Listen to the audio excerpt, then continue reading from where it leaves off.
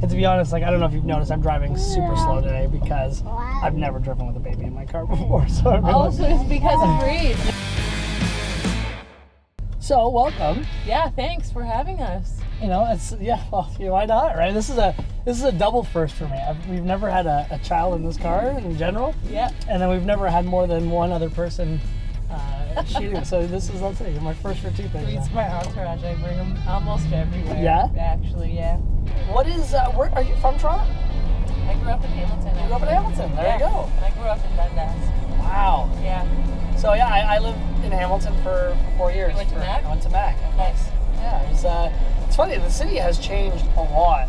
Even from like now until when I graduated, which was like 10-ish years ago. Yeah. So let's go back like your time. So obviously you're at the Drake right now, which is like a huge juggernaut in the city's culture and food scene.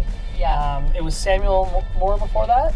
Yes, at the Great Hall. At the Great Hall. Right. And then before that, where were you? I was at Brockton General. Brockton, yeah. Okay. Yeah, that was a pretty cool spot. I definitely kind of like got some accolades working there. Yeah. You know, that was definitely helped me get my sort of feet on the ground. I was working independently, and like the concept of the restaurant was very trendy at the time. Right. Everything was like mismatched. We just had like a butcher roll on the Cool. wall, and we just switched the menu up every day.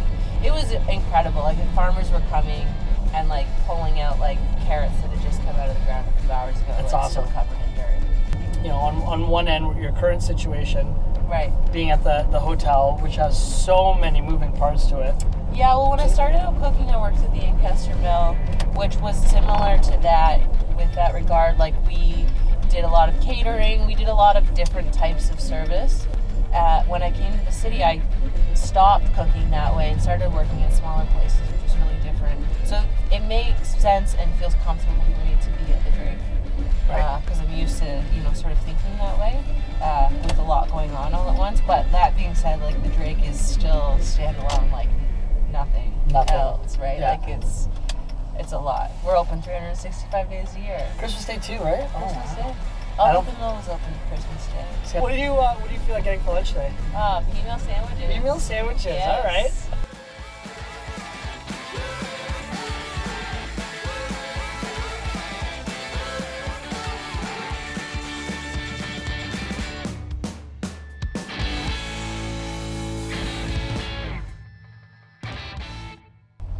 Hi. Hey.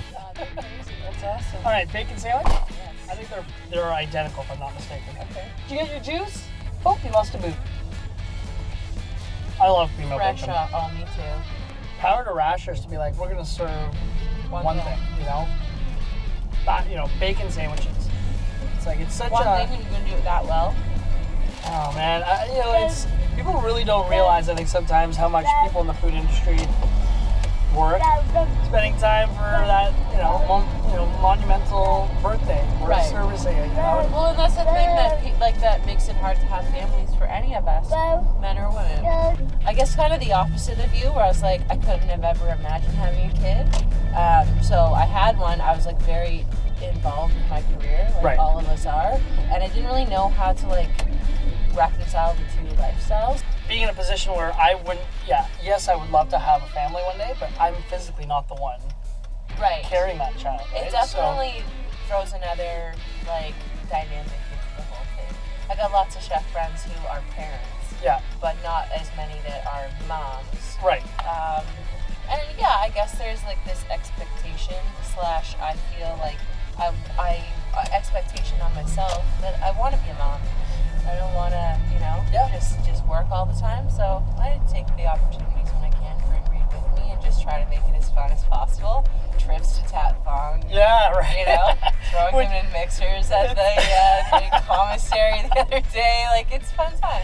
A bubble bath and a steam kettle, right? I used to spend days on end with my grandfather. Yeah. Days on end, and I know for a fact that subconsciously those moments are what got me into food. There's even an extra layer now, right? Where, you know what? I'm a female in a kitchen in a high-ranking position, and I want to be a mom too. Right. At any point, did you feel pressure to not make that decision? Not like in myself, I was kind of like happy to not have kids because I understand that the industry isn't really conducive to having a family. Right.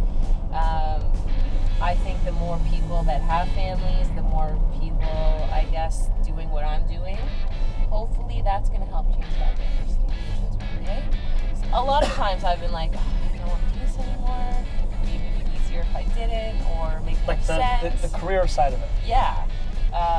Like I love what I do, but I don't work in the kitchen just because I love food. Like I like the lifestyle as well, right? Yeah. I remember getting a baby, like we went and we bought a few baby seats at the restaurant, like high chairs. And I'm looking at this thing and I'm like, you know, it's like from infant to like 2, or then from 3 to 6. And I'm like, I don't know. I imagine they get to, hey, what's up there? What'd you get? What'd you get? Little boogies. And he's cute. I feel more so, I mean, from the female chef angle, and I obviously don't know it's like a male chef, but like we're kind of kept in check a little bit with that, little bits of motivation all the time. Right. Whether it's like a delivery guy dropping off a pig, and you know, kind of like looking for who's the boss. Can someone sign for this? Who's going to sign for hey chefs? And it's like sometimes I'll be standing right there still, and it's just like, you know, whatever. I hate that shit, but man. you remember. Sorry. Whatever. Reed says shit. It's like one of his only words. It's too late now.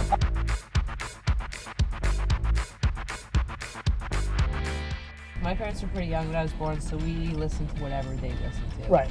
Did whatever they did. Audibly read. Yeah. Talking Heads. That was like fun. I love the music. Talking Heads. Talking Heads are great. Psycho killer. Qu'est-ce que c'est? Yeah, like your little kid, you can dance around. Yeah, it's so fun. This is a delicatessen. Oh, I'm looking for the sign. Okay, well that was off.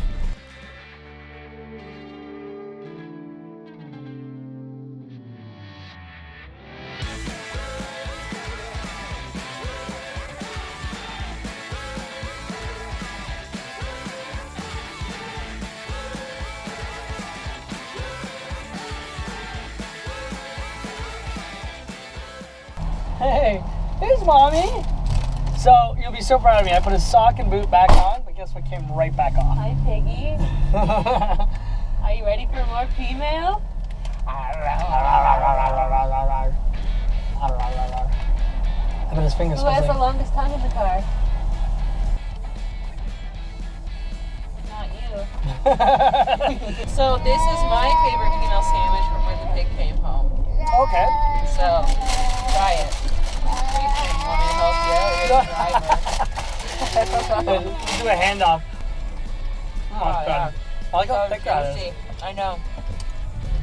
I put the cheese on it and bake it in the oven. Too. Oh, cool. It just covers it. It's great. It's like a little butcher shop that has prepared food in it. And he's snoring and crying and drooling and sleeping all at the same time. What? He's the most precious baby. Hey, you hear that often, eh? They're great when they're sleeping. Yeah. Is that it right now? I wish we would nap more often. Oh, yeah? Yeah.